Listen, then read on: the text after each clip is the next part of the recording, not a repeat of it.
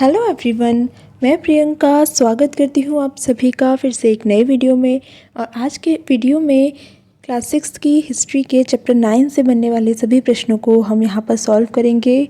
और इससे पहले हम 8 चैप्टर कंप्लीट कर चुके हैं और थ्योरी तो हम इन चैप्टर्स की पहले ही कवर कर चुके हैं, यानी कि इस बुक का और इसके अलावा ज्योग्राफी की 6th और 7th बुक को हम डिटेल में चैप्टर वाइज डिस्कस कर चुके हैं। और अब हम इनके क्वेश्चन आंसर सॉल्व कर रहे हैं और इसके बाद एक चैप्टर और बचेगा आपका चैप्टर 10, और उसी के साथ हमारी ये जो बुक है वो क्वेश्चन आंसर के साथ थ्योरी दोनों चीज़ एक साथ कंप्लीट हमारी यहाँ पर हो जाएंगी। तो चलिए स्टार्ट करते हैं अपना वीडियो हमारे फर्स्ट क्वेश्चन से। तो देखिए फर्स्ट क्वेश्चन है हमारा कि बुद्धचरित की रचना किसने की थी। तो बुद्धचरित की जो रचना थी वो अश्वघोष के द्वारा की गई थी, या हम ये ऐसे कह सकते हैं कि जो अश्वघोष है वो बुद्ध चरित के रचनाकार हैं। नेक्स्ट क्वेश्चन है कि बौद्ध धर्म का आरंभिक रूप क्या कहलाता है। देखिए हो सकता है पिछले चैप्टर से एक दो क्वेश्चन रिपीट हो जाए, क्योंकि कुछ क्वेश्चन यहाँ पर जो पुरानी वाली एनसीईआरटी बुक्स हैं वहाँ से बने हैं और कुछ क्वेश्चंस यहाँ पर नई वाली बुक से, दोनों बुकों को कह सकते हैं आप मिलाकर ये क्वेश्चंस बनाए गए हैं दोनों बुक्स को।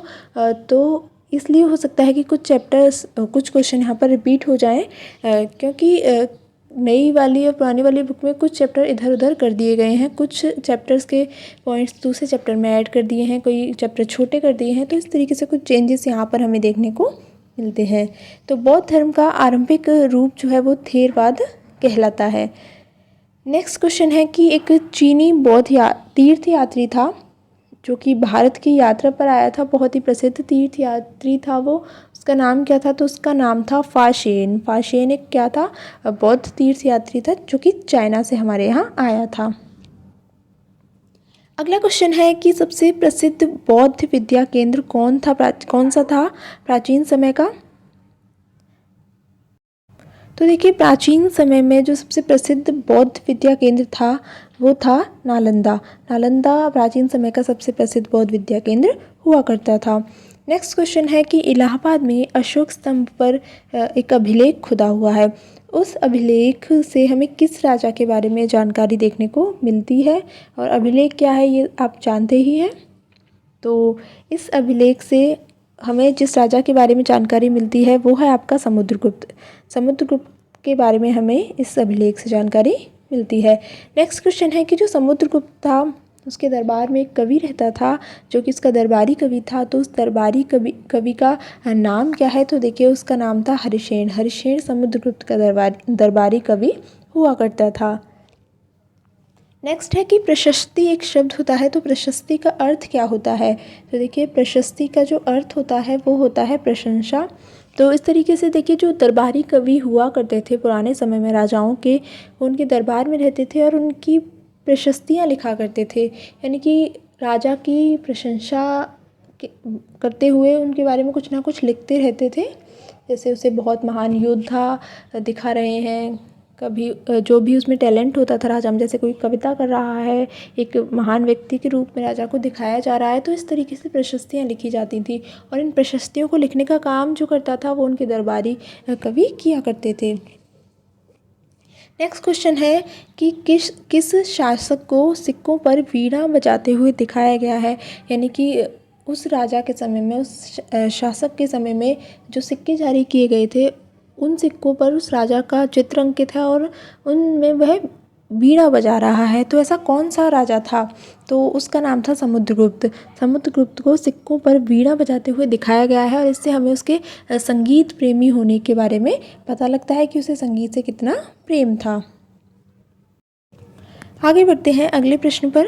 अगला प्रश्न है हमारा कि समुद्रगुप्त को उसकी प्रशस्ति में क्या बताया गया है, यानी कि समुद्रगुप्त की जो प्रशस्तियाँ लिखी उसके कवि ने, उसके दरबार में रहने वाले कवि ने, उसमें उसे क्या क्या बोला गया, उसे क्या क्या नाम दिए गए।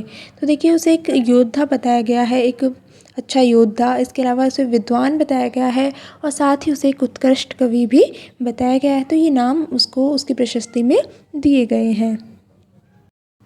चलिए नेक्स्ट क्वेश्चन देखते हैं कि के कितने राजाओं को समुद्रगुप्त ने हराया था। तो देखिए दक्षिणापथ के 12 राजा थे जिन्हें समुद्रगुप्त ने हराया था और उन्हें हराकर अपने अधीन किया था। तो 12 राजा थे दक्षिणापथ के। नेक्स्ट है कि किस वंश के शासकों ने समुद्रगुप्त की अधीनता स्वीकार की और साथ ही क्या किया, अपनी पुत्रियों का, यानी कि अपनी जो पुत्रियां थी उनका विवाह भी उसके साथ किया। यानी कि एक तो अधीनता स्वीकार की, साथ ही अपनी पुत्रियों का विवाह भी किया।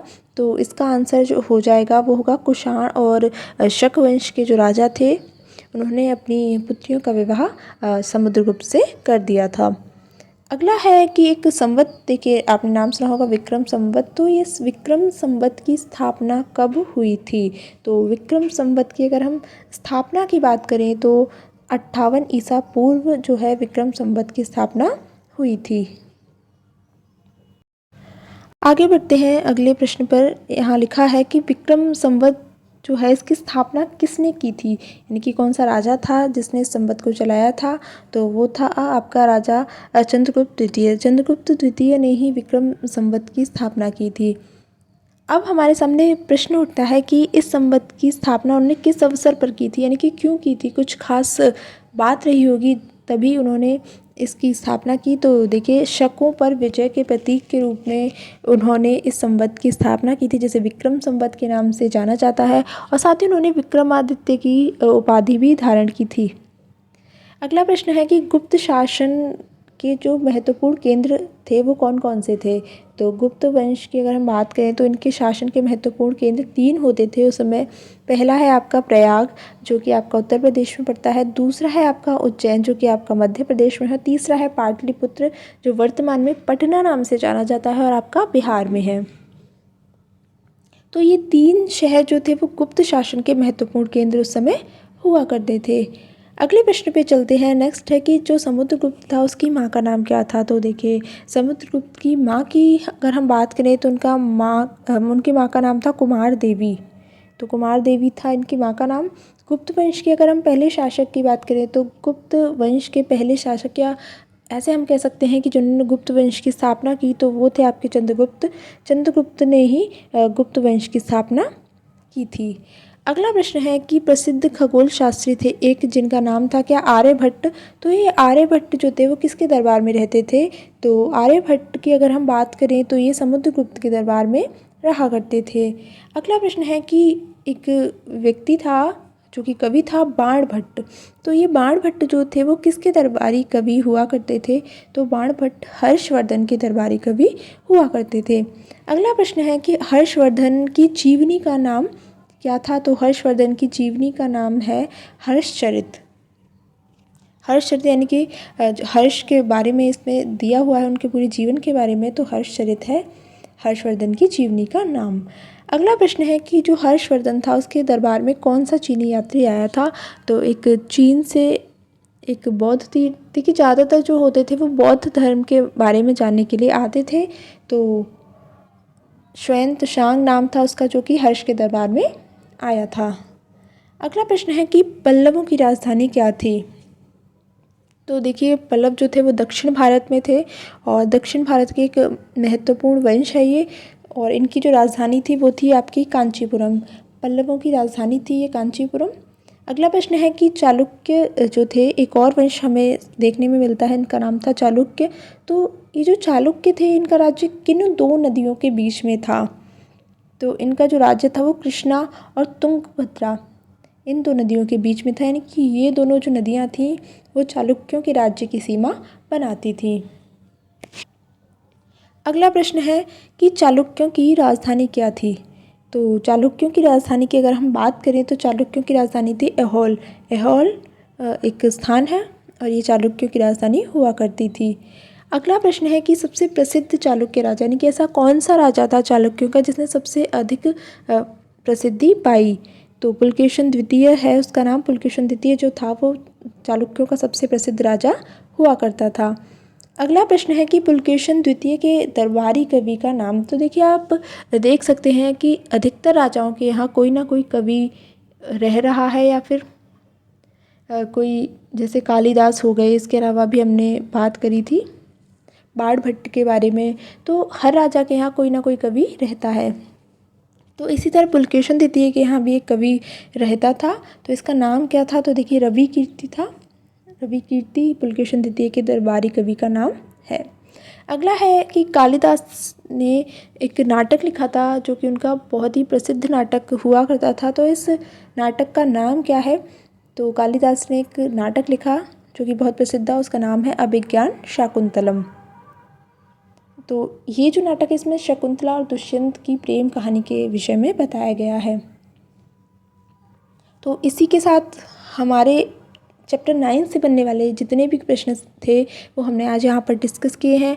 आई होप आपको इनसे बहुत ज़्यादा हेल्प मिलेगी, और अगर वीडियो पसंद आती है तो चैनल को सब्सक्राइब ज़रूर करें और वीडियो को भी लाइक कर दिया करें। तो आज के लिए इतना ही, मिलते हैं एक नए वीडियो में एक नए टॉपिक के साथ। तब तक के लिए थैंक यू सो मच।